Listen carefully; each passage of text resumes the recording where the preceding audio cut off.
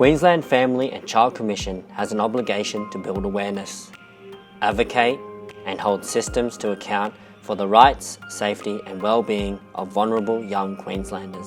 The Family and Child Commission Act requires the QFCC to advocate for the safety and well-being of children and young people, particularly children in need of protection or in the youth justice system.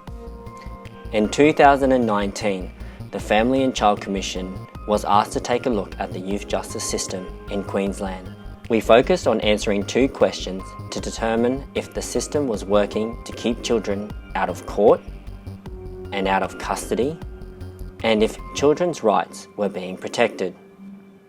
Changing the sentence, overseeing Queensland's youth justice reforms is the result.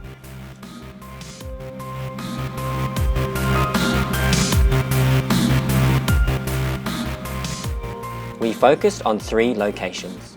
Participants came from 43 organisations, including government and non-government agencies, and Aboriginal and Torres Strait Islander community-controlled organisations. We talked to young people and their families. We talked to people who supported them. We looked at the services which are there to help them.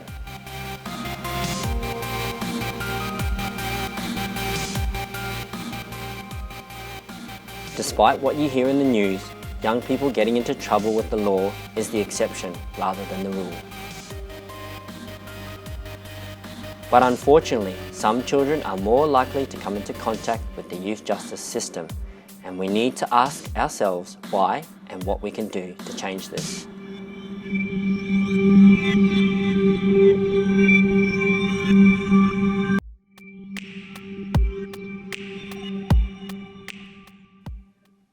Help us to go to school so we can learn to read. When I'm in class, I don't really understand much, and I want someone to explain it to me. Get to know us as individuals. Don't target us based on our race, our looks, or our history. The earlier you can help, the better. Refer us to support services the first time we go to court. They and their family need support as early as possible and for as long as it's needed. Please keep our parents and guardians informed and involved. Please try to understand why we might be having difficulties. Please don't act without involving us.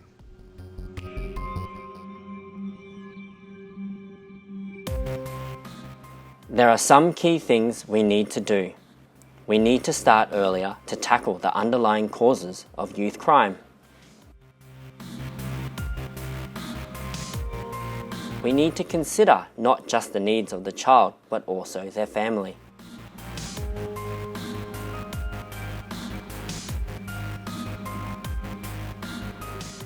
The statutory youth justice system can't be used as a safety net to diagnose children with developmental delays, cognitive disorders, disabilities, addictions or mental health conditions.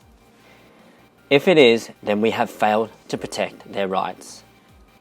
The QFCC research found some programs which seemed to show promise, all which required building ongoing working relationships with families and young people, helping families navigate the system and access support at the right place and at the right time. For Aboriginal and Torres Strait Islander families and children, effective support was being provided by Aboriginal and Torres Strait Islander run organisations and communities. But there is much more work to be done. We need to look at the issue through a rights and well-being lens, and not just focus on law and order. We are accountable to all young Queenslanders. We must keep their best interests at core of our decision making. To change the sentence, we need to change the story for these children and young people first.